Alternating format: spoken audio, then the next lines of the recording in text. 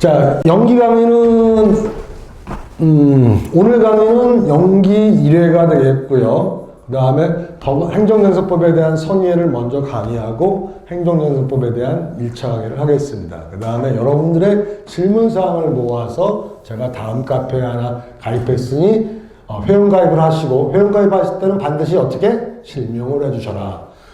가명 쓰신 분들 많아요. 제가 죽을 뻔했어요. 왜냐면 여러분들이 수강생 명부에 있는 거하고 유추가 되면 상관이 없는데 전혀 유추가 안 되는 이메일을 갖다 띡 써놓으시면 제가 알 수가 없죠. 예를 들면 어떤 분은 아이디를 썼는데 그게 이름하고 유추가 돼요. 그러면 제가 정의원을 해드렸는데 어떤 분은 전혀 매치가 안 되는 이름 갖다 놓으신 분도 있고, 그래서 그런 것 좀 주의해서 실명을 해주시고요. 자, 연기의 강의 목표는 크게 두 가지 전략이 있습니다. 그래서 뭐 연기라고 하든 예비순환이라고 하든 두 가지예요. 그래서 교과서를 갖다가 자세하게 꼼꼼하게 일일이 다 가르치신 분이 있고, 제가 이제 강의하면서 올해 학생들의 특징은 우리 스타 강사님이 오셔서 그런지 처음 듣는 학생들이 대부분이세요. 제가 여태까지 강의하면서 이런 적이 없었어요.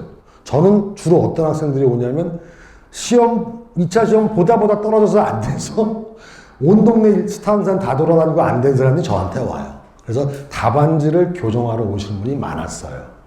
그런데 요번처럼 이렇게 처음 비기너가 온 경우는 저도 처음이에요. 그래서 제가 강의 준비를 하면서 요번에는 계속 강의안도 바꾸고 PPT도 바꾸고 해서 쉽게 가려고 노력을 많이 했어요. 그래서 요번에는 저도 기본적인 내용과 체계를 갖춘 쪽으로 가기로 했어요. 그래야지 법학도 안 배운 사람한테 처음부터 교과서 어려운 거 갖고 막 떠들어야 남는 게 없어요. 그래서 그렇게 하기로 했으니까 저는 전법이 이렇게 서 있다. 자, 그러면 연기는 어떻게 하냐? 일단 듣고 무슨 이해를 해야 돼요. 가장 좋은 건 뭐 유치원 빼놓고 책을 배우는 초등학교 또 대학까지 똑같죠. 예습을 한번 해보시는 게 제일 좋겠죠. 그래서 예습을 보통 한 20페이지에서 한 30페이지 나가니 처음에 법학을 처음 공부하시는 분들은 10페이지 읽는데 1시간이 걸려요. 그러면 20페이지, 30페이지면 예습을 2시간에서 3시간 해오시고, 그 다음에 제 강의를 들으면 저 인간이 중요하게 떠드는 게 뭔가라는 걸 한번 들으시겠잖아요. 그리고 교과서에 없는 내용을 한번 이해하시고, 그 다음에 집에 가셔서 복습을 하시면 복습하는 시간이 1시간 이내로 확 줄어요. 네? 그래서 이렇게 한번 듣고 이해하는 3가지 방법을 한번 사용해야 되겠고요. 그 다음에 여러분들이 법학을 정확히 보셔야 되는 게 있어요. 법률이라는 것은 세상의 수많은 현상들을 한 문장으로 딱 정리를 한단 말이에요. 예를 들면 도로교통법상의 차마라고 하면 거기에 차도 들어가지만 말도 들어가고 자전거도 들어가고 다 들어가요. 그러면 그 수많은 현상들을 한 개의 단어로 표현한단 말이에요. 즉 가장 최소한의 단어로 가장 정확하게 표현하는 거예요. 그러다 보니까 가장 함축적이니까 그거를 이해하면 좋지만 이해가 안 되면 외워야겠죠. 외우면 그 내용 가지고 설명할 수 있는 거예요. 다만 외운 상태에서 이해가 되면 그걸 하나씩 풀었을 수가 있죠. 여러분들은 참아하면 참아가 무슨 뭔가 참아고동가 할 때 잘 알고 계신 분은 거기에 자동차도 있지만 오토바이도 들어가고 말도 들어가고 거는 수레도 들어가고 자전거도 들어가고 요즘 타고 다니는 뭐예요? 인라인인가 원라인인가 뭐 있잖아요. 그것도 타고 들어간다면 이해하시는 거죠. 그래서 그러기 위해서 여러분들이 이해하고 암기하는 게 필요하다는 거예요. 그 중에서 아까 제가 뭐라고 했어요? 가장 중요한 건 개념을 외우는 거예요. 개념. 법학의 핵심은 그 개념에 다 들어가 있는 거예요. 어떤 학설이 나와서 이론이 바뀌면 어떻게 돼요?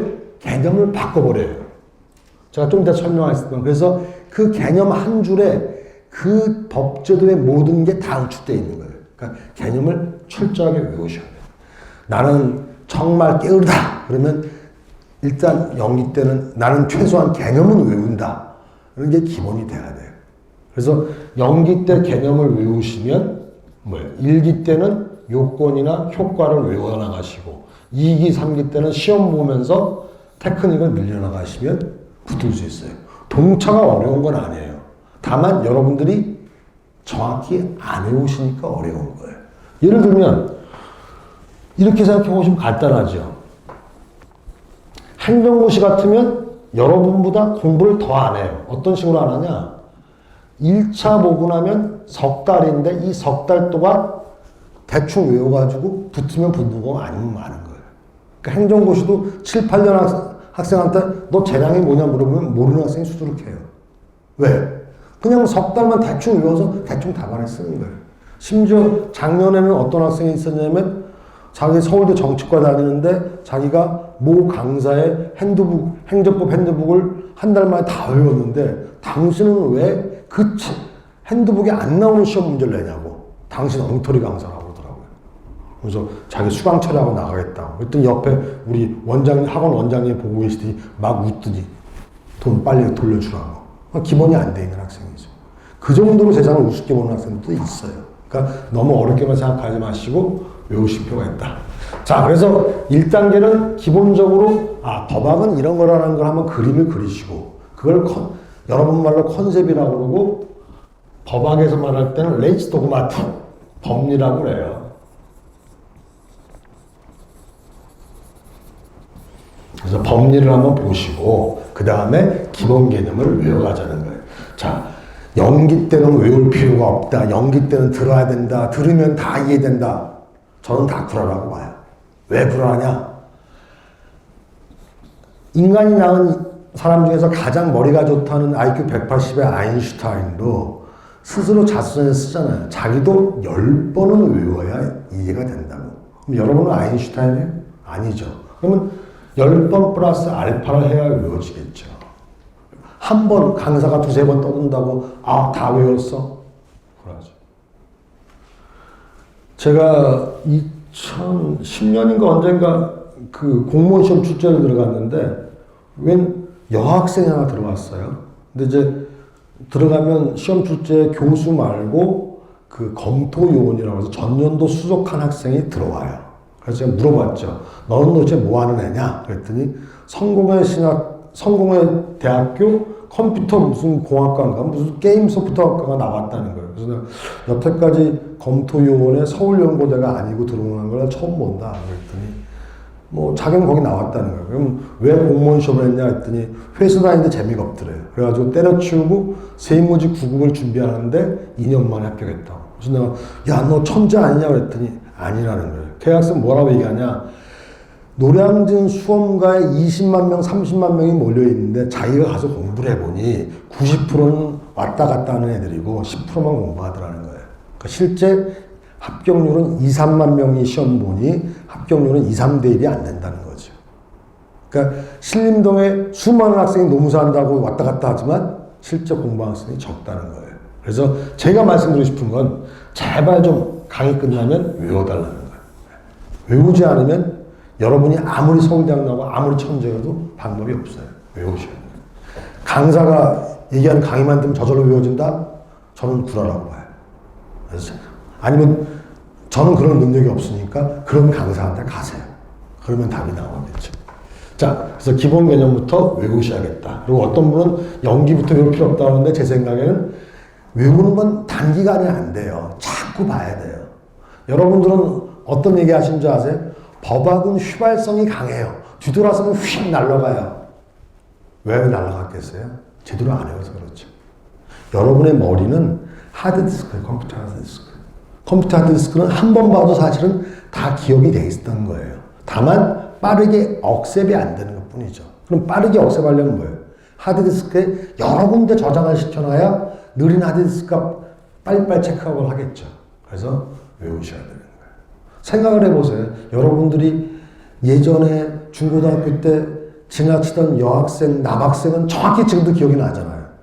10번, 20번 안 봤어도 한 번만 더 정확히 기억이 나잖아요. 그럼 어딘가 머릿속에 기억이 남는데 그건 강하게 각인이 되어 있는 거죠. 그래서 여러분들이 좀 외우셔야 된다. 10번 이상 반복해야 된다. 그래서 저희가 중고등학교 다닐 때는 그 학교 갈 때 연습장이라고 이제 백지를 팔았어요. 그럼 이제 그거보다 메시지도 외우고 말하면서 외우기도 하고 어떤 별의별 방법을 다 사용해서 외우는 거예요. 그래서 외우셔야 되겠고. 그래서 저는 연기부터 외우는 걸 강조합니다. 연기부터 여러분이 외우셔서 1기까지는 외우는 게 완전히 끝나야 2기, 3기 때는 정말 수월하게 문제 내면서 즐기면서 좀 볼 수 있어요. 네. 저는 대학 다닐 때 시험 보는 게 정말 좋았어요. 아주 시험 때만 되면 묘한 카타르시스가 있어요. 무슨 얘기냐? 다 아는 문제가 나오면 내가 얼마큼 안 틀리고 책임을 그대로 베낄 것이냐가 관건이고, 아무도 모르는 문제가 나오면 내가 이걸 어떻게 답안을 써서 저 교수 새끼가 나한테 점수를 얼마나 줄 건가가 관건이죠. 그러니까 시험이라는 게 그때그때 정말 이게 하나의 게임인 거예요, 게임. 그러니까 여러분들이 제가 말한 것처럼 연기 일기 때 착실하게 외우시면 노무사가 좋은 게 하나 있어요. 노무사는 문제가 반복이 되잖아요. 범위를 안 넘어서잖아요. 그러니까 얼마나 좋아요. 5급이나 이런 것, 옛날 사시 같은 경우는 저 구석탱이가 판례 희한한 거 갖고 와서 막 낸다고. 그러면 알 수가 없죠. 근데 여러분, 노무사는 뭐예요? 돌고 있잖아요. 그것도 최근에 와서는 범위 이탈을 안 하고 안정적으로 가고 있잖아요. 그러니까 여러분들이 뭐예요? 잘 외우시고, 새로운 판례 놓고서 새로운 사례만을 바꿔주시면 거기에 적응해서, 아, 이건 기성용을 쓰라는 거야. 이거는 재배를 써. 요것만 잘 따져 들어와서 써야 될 것만 졌다 다니면서 다른 강의서처럼 막 쓰지 말고 딱 쓸 것만 딱 쓰시면 점수만 하고 문제 없다는 거죠. 그래서 그 전제는 기본적으로 외우셔야 된다. 그 다음에, 아까 이제 학원 직원 선생님하고 얘기를 했는데, 여러분 시험 보실래요? 제가 채점 안 해주면 시험 보시려면 내일 1시부터 와서 시험 보실 수 있게 강의 시간 열어드릴 수 있어요. 찬성! 반대!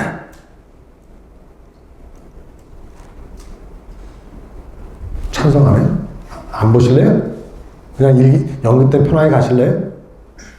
네? 시험 범위가 어떻게 돼요? 오늘 배우는 거 내일 시험 보는 거죠. 여러분한테 뭘 시험 보러, 지금 기출문제 풀어야 해서 의문문제 풀어야 했어요. 오늘 배운 걸 내일 한번 써보는 거예요. 그래서 정말 마음을 독하게 먹으려면 한번 써보는 게 필요하고, 그렇지 않고 연기 때는 편안하게 가겠다. 그러면 안 보셔도 돼요. 어떻게? 예? 본 사람? 네. 내일부터 1시에 와서 시험 보세요. 시험 사례형이 아니에요. 서술형으로 쓰시는 거예요. 그리고 전날 뭐가 나올지도 가르쳐 드립니다. 그러니까 와서 쓰시면 되겠고요. 자, 첫 시간에는 행정연습법을 가기 전에 먼저 들어야 될 걸 얘기하겠습니다. 독일말로 Vorführtennis라고 하는데 Vor는 before예요.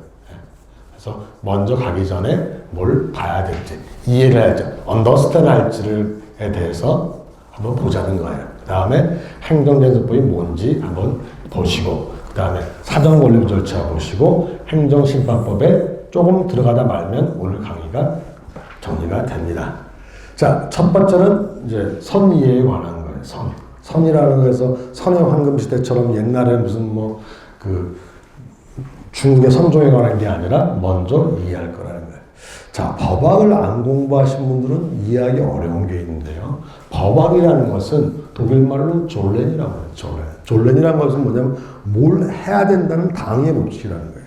예를 들면 제가 요즘엔 송전탑에서 연구용어라고 있는데, 만약에 사회학이나 경제학을 하면 송전탑에 의해서 투자 대비 효과가 얼마큼 나오냐면 경제학적으로 옳다고. 사회학하는 사람들은 전자파에 따라서 아미 사람들이 얼마 걸리고 어쩌고저쩌고 하는 게 중요하지만, 법학에서 중요한 것은 송전탑에서 거리가 얼마 떨어지면 그 거리에 따라서 피해 보상을 얼마를 할지를 법으로 기준을 세우는 게 제일 중요해요. 그럼 법이란 건 뭐냐? 일정하게 어떤 뭘 해야 된다는 기준을 세우는 거예요. 기준을 안 따라오면 페널티를 주는 게 법이라는 거죠. 그래서 법이라는 건 항상 권리, 의무, 뭘 해야 된다, 뭘 하지 말아야 된다, 뭘 요구할 수 있다, 이런 거 중심으로 이루어져 있단 말이에요. 그 다음에 다른 학문은 어떠냐? 물론 경제학은 경제성의 원칙에 따라서 인풋과 아웃풋을 계산하고, 사회학 같은 나타난 사회 현상을 보겠지만 어쨌든 있는 사실 그 자체를 본다는 말이에요. 그럼 무슨 차이가 있냐? 여러분들이 오늘 아침에 일어나서 세수하고 이런 것들은 전부 여러분의 생활이에요. 근데 여러분들이 학원에 와서 수강증을 끊을 때부터는 법률 관계로 들어와요. 법률 관계. 왜? 여러분들이 학원에 수강증을 끊으면 뭐예요? 끊는 동시에 어떤 의무가 발생해요? 금전육부 의무가 발생하죠. 학원비를 낼 의무가 발생하죠. 대신에 학원비를 낼 의무를 이행하고 나면 여러분들은 어떤 권리를 얻어요? 수강할 권리를 얻죠. 수강할 권리를 얻지 항상한테 욕할 권리를 얻는 건 아니에요. 가끔 뒤돌아서 뭐 강사도 욕하고 뭐 그러는데 그러지 마세요. 네. 자, 그래서 제가 권리와 의무로 얘기했는데 권리와 의무로 된 법률 관계에 들어선단 말이에요. 여러분들이 목이 말라서 편의점에 가서 커피를 사거나 음료수를 살 때도 마찬가지로 법률 관계예요. 여러분이 돈을 내면 금전국부를 이행했죠. 상대방 물건을 줄 의무가 있죠. 그럼 나는 물건을 받을 권리가 있잖아요. 근데 여러분 입 닫거나 여자친구 만나거나 이런 건 법률 관계가 아니에요. 왜? 권리 의무가 없잖아요. 법에서 규율을 안 해요. 네? 여자친구 만나서 남자친구 만나서 무슨 얘기를 할지 뭐 어떤 얘기 BTS가 법하고 아무 상관없어요. 근데 여러분이 남자친구를 만지거나 뭐 이래가지고 남자친구가 고소한다 이러면 이제 법률관계에 들어서는 거죠. 그러니까 법하고 연관돼야지만 법률관계가 문제가 된다라고 생각하고 법이라는 것은 안 그런 것도 있지만 원칙적으로 분쟁을 규율해요. 다툼이 있으면 그 다툼에 대한 어떤 기준을 제시하는 거라고 보시면 되겠고요. 물론 법에도 여러 가지가 있어요. 어떤 제도를 도입할 거냐 말 거냐. 예를 들면 BTS한테 군 병역 면제를 해줄 거냐 안 해줄 거냐는 새로운 제도를 법제도를 도입할 거냐 안 할 거냐만 하니까 법 정체가 레이지 폴리티에 관한 거예요. 레이지 폴리티에 관한 거고 그 다음에 법을 어떻게 만들지는 입법하게 관한 거예요. 그 다음에 법 해석과 뭐 법을 도대체 칸트처럼 법이란 건 뭐냐 이렇게 복잡하게 나가면 법처럼으로 가기도 하고요. 법이 사회에서 범죄 현상에 어느 정도 기여하고 그럴 경우 그 범죄를 어떻게 규정해야 되냐 이런 것은 법사학적인데 여러분이 공부하시는 행정쟁송법은 법해석학이라고 해요. 법해석학이란 뭐냐? 법령에 있는 내용들을 어떻게 해석해서 판례까지 끌고 갈 거냐는 거예요. 자, 복잡하게 얘기하면 복잡한데 간단하게 얘기하면 아주 간단해요. 여러분들이 쓰시는 행정쟁송법 사례 문제는 사실은 그 대륙법의 법과대학 교육이 지향하는 바와 똑같아요. 독일의 법과대학에서 지향하는 바는 딱 하나예요. 변호사 시험을 보고 학생들을 1학년 때 가르쳐서 공부 가르쳐서 학점 다 따고 나면 변호사 시험 합격에 시키는 이유는 딱 하나예요. 판사를 양성하게 하는 교육이에요. 근데 지금 우리나라도 비슷하게 가고 있죠. 그래서 사례 연구가 나오는 거예요. 물론 그게 교육형 사례이긴 하지만 여러분이 판사가 되었을 때 그 사례처럼 사건이 생겼을 때 어떻게 판단할지를 공부하는 거예요. 제 말 듣고 나서 사례를 보면 맞아요, 안 맞아요? 맞죠? 여러분이 판사가 되는 거예요. 그래서 그런 판결문술, 재판을 위한 학문이라고 쉽게 이해할 수 있는데 그게 법해석이고 여러분이 배우셔야 될 행정쟁송법이에요. 그래서 여러분들은 지금 아무것도 법학에서 모른다만 3기가 지나고 나면 뭐예요? 어떤 문제가 나와도 여러분이 판사가 돼서 이 사안에서 얘가 위법한지 안 한지 행정처 위법한지 안 한지를 판단해 내는 게 결론까지 내는 게 여러분의 임무라고요. 그러니까 처음부터 맨바닥부터 시작해서 여러분이 판사는 아니지만 판사처럼 결론을 내는 여러분이 심판자가 되는 게 행정쟁송법의 목표란 말이에요. 그래서 거기까지 따라오셔야 되겠고요. 자, 그러면 법학에는 공법과 사법이 있어요. 법학이 언제부터 생겼냐 그러면 뭐 바빌론 시대에 함무라비 법전이 있었다, 뭐 우리나라 조선시대 팔조법권이 있었다 떠드는 사람이 많은데 일단 현존하는 법전으로는 로마 시대에 이미 법이 있었어요. 로마 시대. 로마 시대에 왜 법이 있었냐? 각 부족에도 법이 있었겠죠. 예를 들면 여러분들이 인류가 동굴에서 살 때도 그 동굴 안에 법칙이 있었던 거죠. 남자는 낮이 되면 사냥하러 나가고 여자들은 동굴에 남아서 음식을 준비하거나 아니면 뭐예요? 옷 같은 걸 만드는 게 여자들의 역할이었겠죠. 그런 역할도 하나의 법칙이에요. 다만 이게 로마 시대에 오면서 로마 시대는 뭐예요? 이탈리아에 있는 로마와 외국에 있는 식민지와 사이에 다양한 거래 관계가 있었겠죠. 그럼 로마 시대에 이르면서 거래가 활성화되니까 이 거래를 어떻게 규율할 건지에 따라서 법이 생기기 시작한 거죠. 이래서 로마법이 세계에서 가장 큰 기원이 되어 있고 로마가 멸망했잖아요. 멸망하고 나니까 어떻게 돼요? 야만인들인 게르만들이 지배했잖아요. 그 게르만들이 로마법을 해석해가지고 만든 게 오늘날의 대륙법이에요. 그래서 17세기에 보면 나폴레옹이라는 사람이 콘스탄티노플 대법전 이후로 처음으로 나폴레옹 민법전을 만들어내요. 그리고 1800년대 후반에 그걸 베껴서 독일 민법전이 생긴 거예요. 그때 법학이라는 건 1000년 전, 2000년부터 존재했다는 거예요. 다만 그때는 뭐예요? 전부 사법이에요, 사법. 개인 간의 거래를 다투는 거예요. 예? 돈을 빌려가면 이자를 얼마 줘서 이자를 안 갚으면 어떻게 해야 되지? 이런 것들만 연구를 한 거예요. 그러다가 공법이라는 건 언제 생겼냐? 18세기에 프랑스 혁명이 생기면서 처음으로 의회라는 게 생겼잖아요. 의회라는 게. 의회가 생기니까 어떻게 해요? 의회에서 법률을 만들었고 이 법률에 따라서 국가가 움직여야 된다는 거죠. 이게 아무것도 아니고 아주 중요해요. 근대 국가가 일어나기 전에는 뭐예요? 왕이 지 맘에 안 들면 여러분 영국 그 관련된 중세 영화 보면 뭐예요? 마음대로 다 때리고 죽이고 막 하잖아요. 근데 뭐예요? 근대 국가가 들어서부터 왕 너 우리 아무 때나 때려지는 게 아니라 의회가 만든 법률에 맞는 경우만 우리를 때리고 페널티를 주라는 거죠. 그때부터 시작한 거예요.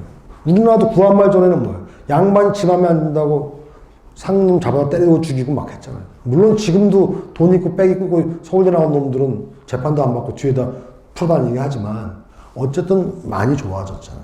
근데 많이 좋아졌는데 아직 안 되니까 사람들이 흥분하고 우리나라 법원 엉터리라고 그러는 것 뿐이지 어쨌든 근대국가 이후 들어오면서는 모든 사람이 100%는 아니지만 한 7, 80%는 평등하게 가고 있는 거죠. 그래서 그 근거에서 하는 게 공법이에요. 자, 그럼 무슨 차이가 있냐? 사법은 원칙적으로 사적 자체, 지 맘대로 하면 되는 거예요. 특별한 경우는 국가가 개입하는 거예요. 예를 들면 집을 사고 파는 건 지 맘대로. 집을 비싸게 A라는 집을 10억 주고 살지 9억 주고 살지는 지 맘대로지요. 다만 비싸게 사면 세금 내라는 거죠. 그 외에는 법이 개입을 하지 않아요. 그래서 사적 자치가 지금 계약의 자유가 원칙인데 공법에 들어오면 뭐예요? 반드시 법에 의해서 움직여야 되고 가난한 사람들 도와줘야 된다는 게 원칙으로 있어요. 그래서 이 두 가지 차이가 크다. 근데 미국은 공법이라는 게 별로 없고 주로 사법을 중심으로 발전하니까 미국은 뭐예요? 항상 힘 있는 놈이 세죠. 저희가 독일 유학할 때 보면 독일 사람들은 미국 사람들 굉장히 싫어해요. 그래서 왜 싫어하냐 했더니 미국은 인간이 사는 사회가 아니라 정글이라는 거예요. 정글. 힘 있는 기업이나 그 식량 기업이나 군비 기업들이 의회의 로비를 해가지고 막 총도 쏘게 하고 마음대로 한다는 거죠. 근데 독일 같으면 뭐예요? 지나가는 거지나 잘 사는 귀족이나 똑같이 살 수 있다는 거죠. 독일 놈들의 모토는 뭐냐면 이런 거예요. 부자는 정말 큰 롤스크린 된 TV를 보고 가난한 거지는 한 20, 30불만 내면 조그만 흑백 TV를 볼 수 있다는 거죠. 그러면 뭐예요? 자기의 가진 것이 상관없이 똑같이 누리고 살 수 있다는 거예요. 그래서 그런 차이가 있기 때문에 문화적으로 다른 차이가 있다. 그 다음에 공법에는 이제 헌법, 행정법, 뭐 국제법 다양한 게 있겠습니다만 크게 헌법과 행정법은 구분되는데 두 개가 이웃사촌이라고 얘기해요. 근데 무슨 차이가 있냐? 헌법은 국가의 기본적인 틀을 정하는 거예요. 그 다음에 기본권을 정하는 거예요. 국민의 기본권, 표현의 자유, 집회의 자유 이런 걸 정하는 거예요. 근데 행정법은 뭐냐? 국가가 구체적으로 어떻게 조직하고 어떻게 활동할지를 정한 거니까 세부적인 기술적인 내용을 정한 거죠. 그래서 1960년대에 독일의 그 연방법원장인 베르너 같은 사람들은 뭐라 하냐면 행정법은 구체화된 법이라는 거예요. 헌법은 추상적인 이념적인 법이라는 거죠. 그래서 그렇게 구분하기도 했는데 쉽게 생각하면 헌법은 국민의 기본권과 국가 조직을 정한 거고 행정법은 행정의 조직, 작용, 활동을 정한 거라고 보시면 되고요. 기준은 뭐냐? 헌법에서 문제되는 건 우리나라는 국가의 통치구조를 중요시합니다만 헌법은 소송하게 되면 뭐가 문제냐? 기본권을 위반했는지 안 했는지가 가장 중요한 기준이에요. 그러면 행정법에서는 뭐냐? 기본권 위반하는 게 아니라 뭐예요? 법령을 행정청이 위반했는지 안 했느냐? 위법 여부가 제일 중요한 관건이죠. 그래서 약간 차이가 있어요. 헌법에서는 뭘 위반하는 게 가장 문제가 돼요? 국민의 기본권을 국가가 위반했냐 안 했냐. 근데 행정법으로 들어오면 기본권이 아니라 기본권이 구체화된 법률을 위반했냐 안 했냐가 가장 큰 판단 기준이 된다. 그러면 헌법은 뭐냐? 여러분의 공적인 생활 영역을 규율하는 거예요. 선거나 정치, 정당 이런 걸 규율하는데 행정법으로 들어오면 구체적으로 여러분이 영업허가를 신청하거나 아니면 무슨 공무원 시험을 보거나 이런 구체적인 관계를 규율하는 거에 차이가 있다라고 보시면 되겠고요. 여기는 안 적으셔도 돼요. 그냥 이해하시면 되겠고요. 자, 그럼 행정법이라는 건 뭐냐?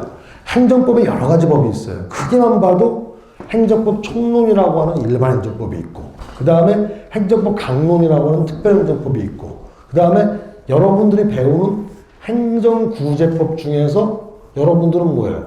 하나님이 보호하사 국가배상하고 손실보상을 빼고 행정심판과 행정소송론 시험을 보는 거죠.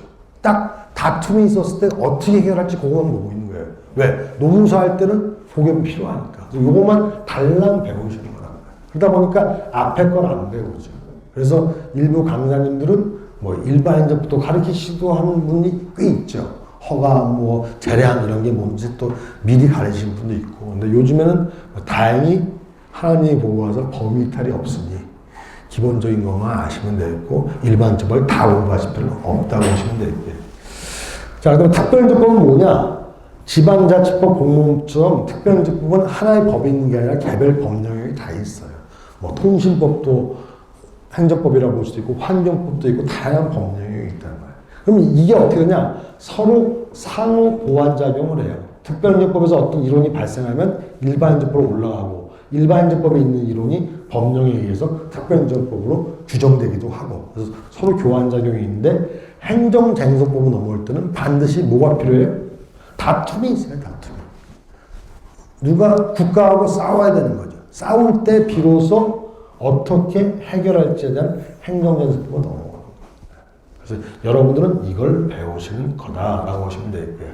자, 그럼 행정법하고는 아까 말씀드린 것처럼 행정에 대한 기본 개념이나 원리, 일반적인 법제도, 행정작용법은 행정행위나 그 밖의 행정작용들을 가리키고, 행정절차법은 빵 만드는 거와 똑같아요. 빵을 만들기 위해서 빵 만드는 절차가 필요 없지만, 처분을 하기 위해서 사전 의견 청취를 하고, 처분할 때 이유 제시를 하고, 청문을 하고, 이런 절차들을 만들어서 행정절차법이라고 하는 거예요. 그 다음에 어떤 상대방한테 의무를 부과했는데 이행을 안 해요. 그럼 이행을 확보하기 위해서, 의무 이행을 확보하기 위해서 강제를 해야겠죠.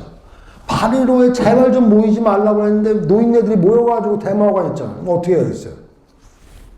해산 명령을 내리잖아요. 그러면 영감들이 해산 안 하잖아요. 그럼 어떻게 해요? 하나씩 끌어내서 실제 해산 시켜야죠. 그게 바로 행정 강제. 여기까지가 행정법 총론이에요. 하나님이 보고 와서 마의 행정법 과목을 여러분들은 여기까지는 안 배워도 되는 거죠. 다만 행정쟁소법하고 관련해서 재량권의 일탈남용인지를 행정법상의 일반 원리 간단하게 비례 원칙을 좀 아시면 되겠고 그 다음에 행정쟁소법에서 말하는 처분이라는 건 행정행위를 말한다. 그 밖의 행정작용은 처분성이 있는지 없는지 판례에 따라 왔다 갔다 하니까 노무사 책에는 처분서 인정하는 판례 쫙 인정하지 않는 판례 쫙 있잖아요. 보시면 돼요. 그 다음에 당사 수용으로 가는 경우는 공법상 법률관계에 관한 거니까 행정법에서 법률관계에 관한 거는 뭐예요? 전부 계약이구나. 계약관계가 문제될 때만 된다. 그래서 이렇게 하시면 되고요. 그 다음에 행정절차법이나 행정강제법에서는 해당 처분이 위법하게 될 경우만 이해하시면 되겠고요. 그 다음에 이제 여러분들은 이제 이걸 배우시는 거고 다행히 손해전모나 강론 내용들은 안 배우세요. 다만 강론을 공부하지는 않지만 실제 사실관계는 전부 강론에서 뜯어오죠. 강론에서. 근데 강론에 대한 법률론을 설명하지 않고 사례는 강론에서 오나 다투는 내용들은 총론적인 걸 다투는 거죠. 그래서 단지 뭐 처분의 인정 여부나 보고 있고 요거는 국가배상 관련해서는 이제 나중에 뒤로 넘어가시면 항고소송에서 위법이 국가배상소송에서 기판령이 미치느냐 안 미치느냐 할 때 한 번 나와요. 한 번. 한 번 나오기 위해서 국가배상을 다 볼 필요는 없겠죠. 그래서 그런 국가배상의 위법만 간단하게 보시면 되겠고 또 손실보상 같은 경우는 올해 변호사 시험이 나왔으면 토지수용심판이 드디어 시험 문제 나왔어요. 그리고 최근에는 뭐예요? 행정법 교과서에 특별행정심판이 교과서에 기어 들어오기 시작해요. 그래서 여러분한테 특별행정심판 문제를 시험에 내면 법이 이탈이 이제 아니게 돼 있어요. 그러니까 여러분들이 뭐 준비를 해야겠죠. 그래서 그런 것들을 준비하시면 되겠어요. 그래서 어쨌든 여러분들은 행정쟁소법을 주어라고 하시면서 필요한 개념들만 필요할 때 갖고 들어와서 간단하게 이해하고 계시면 되겠다는 말이에요. 자, 드디어 이제 행정제소법이 뭔지 가보자는 거죠.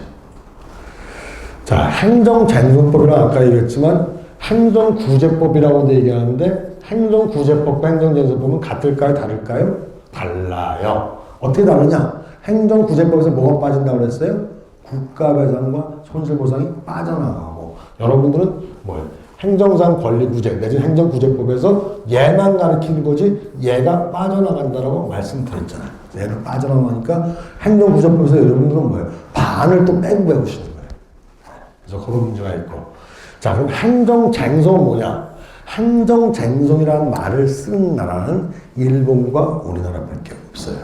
일본 놈들이 참 재밌는 게 제가 독일에 유학할 때 1998년에 미국의 타임지처럼 독일에서 유명한 게 슈피겔은 거울이에요, 거울. 슈피겔이라는 유명한 타임지 같은 잡지가 있는데 그의 크리스마스 연말 마지막 판 제목이 뭐냐면 굿바이 저판이었어요. 굿바이 저판. 그때는 제가 일본은 잘 사는 나라인데 왜 독일 놈들이 굿바이 저판 할까? 그 당시에 아티클에 쓰인 내용은 이런 거예요. 일본이 유교 자본주의에서 국가의 도움을 통해서 조직적으로 플레이로 자본주의로 성공했다는 거죠. 근데 이제 시대가 바뀌고 세계화의 시대가 되는 데는 이제 아이디어가 필요한데 일본 놈들은 아이디어가 없고 국가의 지원에 이런 거로는 자본주의를 이겨낼 수 없다는 거예요. 이미 독일 놈들은 22년 전에 일본이 망한다는 걸 알고 있었던 거예요. 자, 우리가 일본하고 작년에 무역 분쟁이 있었죠. 무역 분쟁을 통해서 여러분이 얻은 결과가 뭔지 아세요? 일본이 생각보다 아무것도 아니라는 거예요. 생각보다. 일본이 굉장히 잘 사는 나라라고 생각했는데 20년 동안 경제 침체가 있었으니까 아무것도 아니라는 거죠. 또 여러분들 중에 일부는 뭐예요? 일본 가서 돈 펑펑 쓰시잖아요. 일본 여행 가서 그냥 몇천 원짜리 뭐 국수 몇천 원 저기 100년 된 집이라 가면 국수 몇천 원짜리 드시잖아요. 여러분이 한번 일본 가셔서 이 집 맛집이래. 이 집 비싼 집이래. 가지 마시고 긴자거리에서 일본 사람들 어떻게 하나 이렇게 한번 한 10분만 관찰을 해보세요. 제가 깜짝 놀랐던 게 작년에 제가 일본을 갔는데 일본에 있는 부동산 연구에 있는 박사님을 모시고 밥을 사는데 긴자거리에 있는 한국인 레스토랑이 있더라고요. 한국인 레스토랑이 뷔페식인데 냉면을 추가로 주고 고기를 주는데 1,500엔이에요. 여러분이 가시는 4,000원, 5,000원짜리 식당에 3분의 1밖에 안 되는 가격이죠. 그래도 일본 사람들은 비싼 집인 거죠. 제가 거기서 밥을 샀더니 이 일본인 박사님이 밥 얻어먹어서 고맙다고 커피는 자기가 사겠다고 그러더니 긴자거리에서 2블록을 걸어가가지고 뭐예요? 맥도날드 가니까 커피가 100엔이에요. 100엔. 100엔 가서 커피를 사시더라고.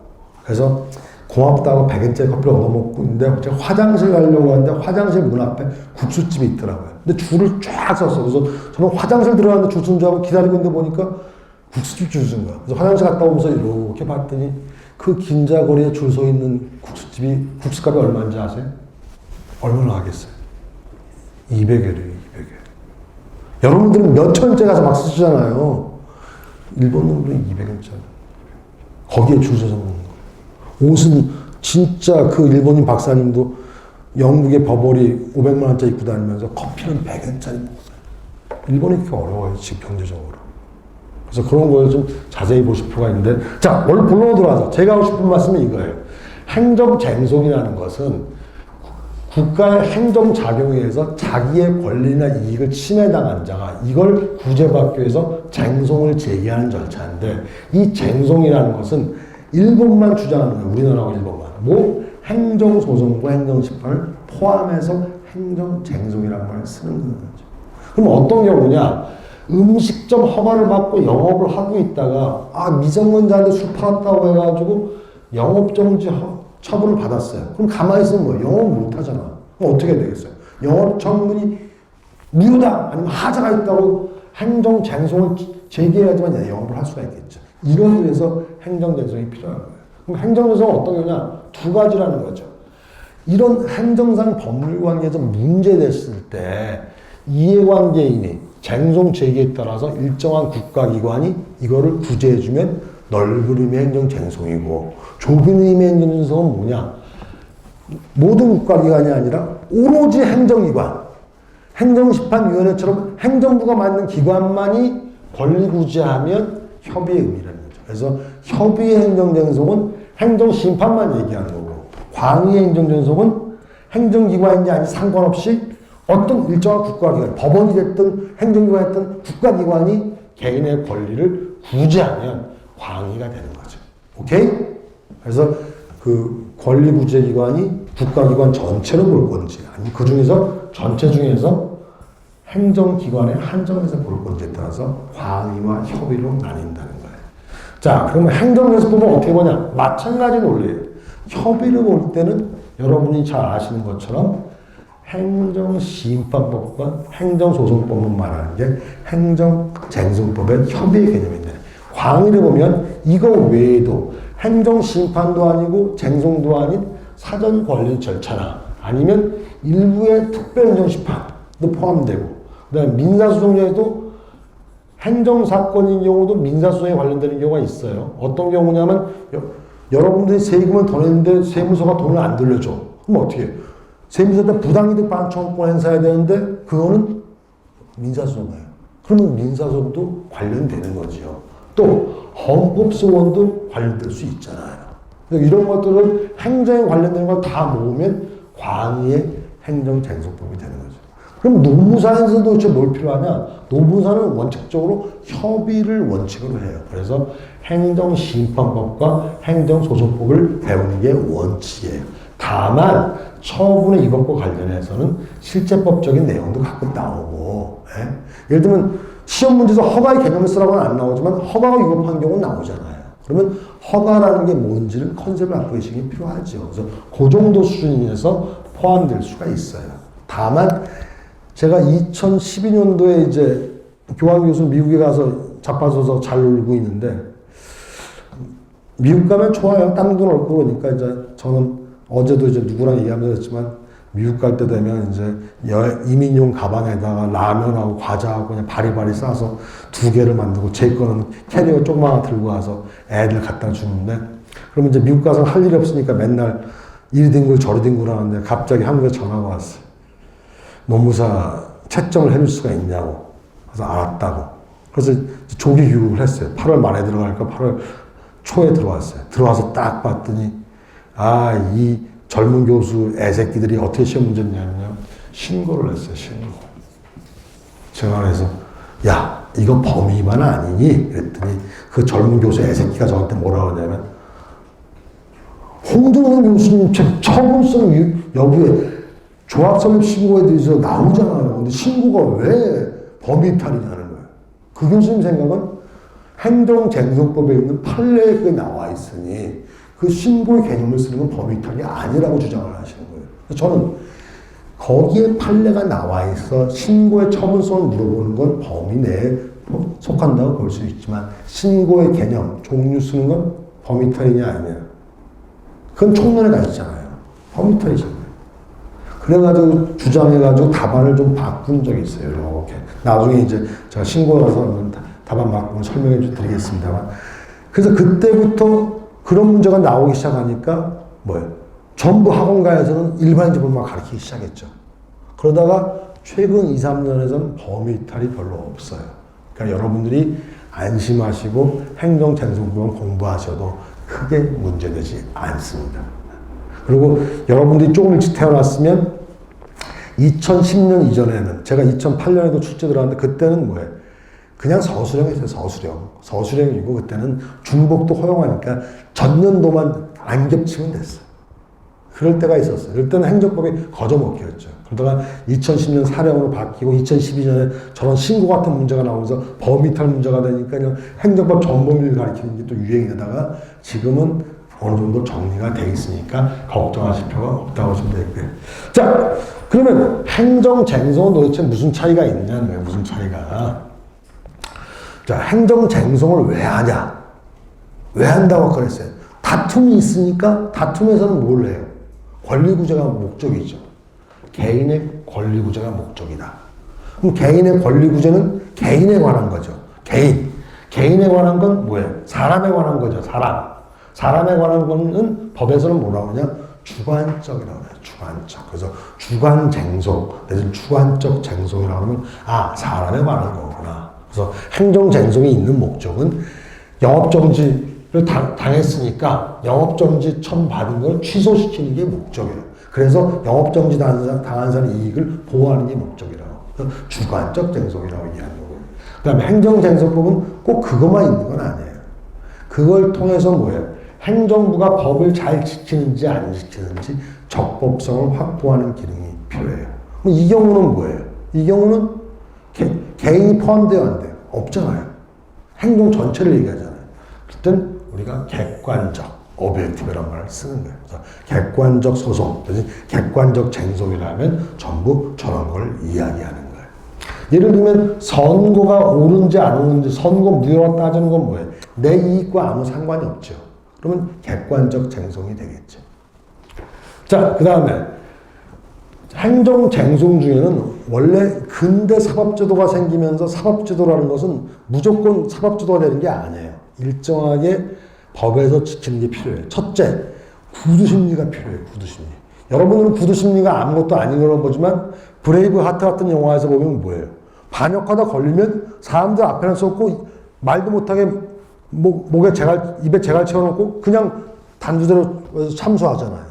그게 근대 이전의 사법이에요. 근대 국가에 와서는 자기가 스스로 내가 죄가 없다는 걸 떠들 수 있도록 기회를 주는 게 사법의 객관한 거예요. 근대 사법이 되는 거예요. 그래서 근대 사법은 피고인 스스로 내가 죄가 없다는 걸 주장할 수 있는 기회를 주는 게 중요해요. 그래서 구두심리, 말로 떠들 수 있는 거, 서면이 아니라. 두 번째, 당사자 구조. 당사자 구조라는 건 뭐예요? 원고와 피고가 돼서 서로 옳으니 그르니 싸울 수 있도록 허용해 주는 게 중요하다고 본 거예요. 아이고.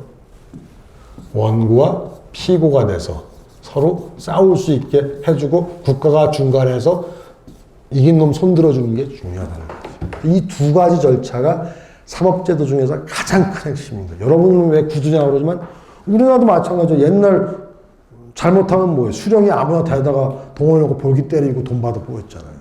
그러면 뭐 떠들 수 있는 기회가 없죠. 그래서 떠들 수 있도록 허용하는 게 좋다는 말이에요.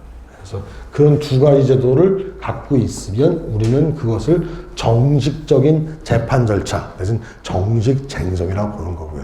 이 중에서 어느 하나도 없으면 우리는 약식 쟁송이다. 절차가 생략되어 있다고 보는 거예요.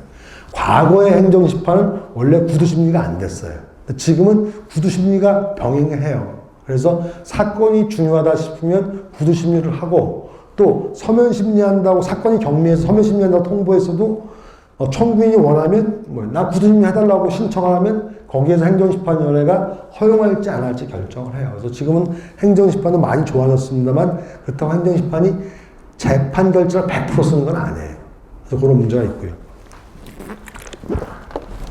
자, 그 다음에 여러분이 이제 모르시면 외워하셔야 될 게, 자, 행정법에는 항고쟁송, 당사자쟁송이라는 표현을 써요. 자, 근대국가가 처음 생겼을 때 우리는 기본권을 항의적 성격이라고 했어요. 항의적 성격. 항의적 성격이라는 건 뭐냐? 국가가 일방적으로 명령 강제하니까 거기에 대항한다는 의미가 있었던 거예요. 마찬가지로 국가가 일방적으로 공권력의 행사로서 처분으로 명령 강제하면 처분에 대한 다툼이 있는 경우는 우리가 뭐라고 한다고? 공권력의 행사니까 항고소송. 그래서 항고소송이 갈 때는 국가의 우월적인 지위에서 일방적으로 행한 공권력의 행사인 처분에 대해서 다투는 경우를 항고쟁송이라고 하고요. 당사자쟁송이라는 건 뭐냐? 국가와 국민 간의 대등한 법률 관계에 다툼이 있는 경우를 우리는 파르타이, 독일말로 파르타이라고 하고 일본 놈들이 이걸 베껴와서 당사자라고 해요. 당사자. 대등한 당사자 간의 법률 관계를 다투는 걸 당사자 쟁송, 내지는 당사자 소송이라고 해요. 그래서 여러분들이 쟁송법을 배워보신 분은 공법상 당사자 소송은 뭐에 관한 거였어요? 공법상 법률관계에 관한 거고, 항고심판이나 항고소송은 뭐예요? 전부 처분에 관한 거예요. 처분은 그럼 왜 항고냐? 국가가 일방적으로 공권력 써서 일방적으로 명령 강제하니까 거기에 다투는 거니까 전부 항고소송이에요. 그래서 여러분들이 한문을 안 배우시지만 대항해서 떠드는 거예요. 항고소송. 그래서 항고소송이라는 표현을 쓴다라고 보시면 되겠고요. 자, 그러면 행정연수법은 어떻게 흘러가느냐? 자, 국가가 행정청이 국민에 대해서 어떤 처분이나 작용을 하면 거기에 대해서 불복을 할 경우에 대항을 하겠죠. 대항을 하는 방법이 크게 세 가지가 있다는 말이에요. 이의 신청인데 모든 법에 다 이의 신청이 있는 건 아니에요. 그리고 이의 신청은 누구한테만 할 수 있어요? 오로지 처분청에만 할 수 있는 거예요. 그 다음에 두 번째 있는 게 행정심판인데 행정심판은 누구한테요? 처분청 위에 있는 행정심판위원회에만 할 수 있어요. 행정심판을 법원에 할 수 있냐? 안 돼요. 법원에다가 행정심판 청구서를 내면 법원에서 뭐예요? 가져가라고 한다고. 그럼 소송은 무조건 어디다가 할 수 있는 거예요? 법원한테 할 수 있는 거예요. 물론 이 세 가지가 동시 순차적으로 할 수 있는 경우도 있고 바로 소송부터 들어갈 수 있는 경우도 있고 그래요. 하지만 일단 강의하기 쉽게는 단계별로 이렇게 아실 필요가 있죠. 그래서 이 시청에 따라 안 되면 행정심판할 수 있고 또 행정심판에서 치면 법원으로 올라갈 수도 있어요. 행정소송. 그래서 이런 식으로 운영된다는 기본 컨셉. 여기 이제 제가 말씀드린 컨셉이에요. 요거는 책에는 이렇게 안 써 있잖아요. 그러니까 그림을 한번 딱 보고 머릿속에 각인을 시키라는 거죠. 그래서 행정청이 여러분한테 어떤 영업정지 허가라든가 해산명령이라든가 행정작용을 하시거나 거기에 불복해서 다투는 경우에 처음에 뭐예요? 누구한테 한다고? 처분청에 대해서 다투면 이의신청이고 행정심판위에 다투면 행정심판이 되고 법원에 대해서 다투는 취소소송이나 무효확인소송 제기하면 그건 뭐예요? 행정소송이 되겠다는 거죠. 그래서 이런 기본적인 컨셉을 알고 계시면 되겠다는 말이에요. 그래서 다시 쉬었다 하죠. 쉬었다 어차피 다음 시간에 해야 되니까 쉬었다가 12페이지부터 하겠습니다. 첫 시간이니까 조금 사설이 길었어요. 그리고 이제 여러분들이 실강을 하는 이유는 모르는 거 있으면 언제든지 물어보려고 실강을 하는 거죠. 그리고 이제 좀 액츄얼하게 듣기 위해서 하는 거니까 언제든지 질문하시고요. 예, 잠깐 10분 쉬었다 하겠습니다.